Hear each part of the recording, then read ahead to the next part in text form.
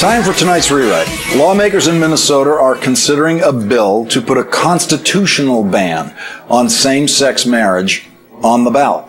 If the Republican-controlled Senate and Republican-controlled House approve identical language, the measure would bypass Minnesota's Democratic governor, and the issue would be put on the November 2012 presidential ballot.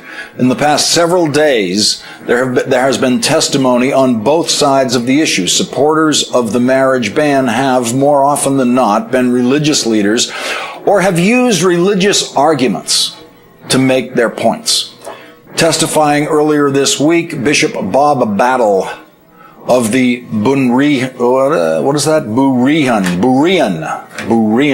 Church of God in Berean Church of God in Christ in St. Paul, Minnesota, told a State House committee, God gave marriage as a gift to Adam and Eve. His party outnumbered 7-10 on the House committee that passed the bill. Democrat Steve Simon gave an eloquent rewrite to the theological basis of the debate before the vote. We have to be careful about trying to enshrine our beliefs, however religiously valid we may believe them to be, in the Minnesota Constitution. And what I'm hearing today and what I heard on Friday was largely a religious justification for a change in the Minnesota Constitution. I don't think that's right. I don't think it's fair. I think it departs from our tradition. The other thing, which I know makes some people squirm, but I think we have to discuss it, both during an election campaign, but here at the legislature too, is how much of homosexuality is nature versus nurture. Is this something that you learn or acquire, or is this something that you're born with? Is this just another lifestyle choice like skateboarding or gardening?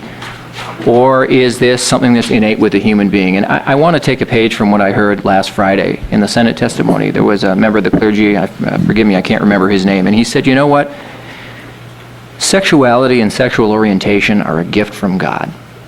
And I think that's true. And I think the scientific evidence shows more and more every day that sexuality and sexual orientation are innate and something that people are born with. And I would ask everyone on this committee, not today, not tomorrow, not next week, not even this year, but at a moment when you can be alone with your own thoughts, to ask yourself, if that's true, if it's even possibly true, what does that mean to the moral force of your argument? Just ask yourself, not now in the glare of the Capitol and caucuses and interest groups, but ask yourself, if it's true that sexual orientation is innate, God-given, then what does it mean to the moral force of your argument? And I guess to put it in the vernacular, what I would ask is, how many more gay people does God have to create before we ask ourselves whether or not God actually wants them around?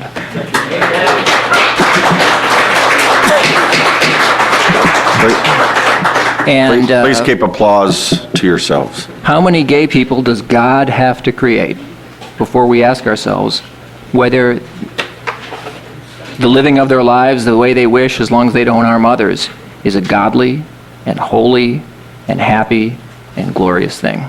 I've answered that for myself. I don't think everyone's answered that for themselves necessarily in this room. But I'm comfortable with a society and a tradition that bends towards justice and fairness and wholeness and openness and compassion. And I do think, as others have said before me more eloquently, that that's where the arc of history is bending as well. And I truly believe that in a generation, or maybe not even a generation, but certainly many generations from now, if we pass this, if we put it on the ballot, if this becomes part of our Constitution, history will judge us all very, very harshly. And I think that the people who vote for this today and in the future will, although their children and grandchildren can and should be very proud of them for their service to the state of Minnesota, will on this issue not be so proud. And there may even be some justifiable shame there as well. And I think that's something that we all have to think about and justify in our own consciences. So I strongly urge a no vote.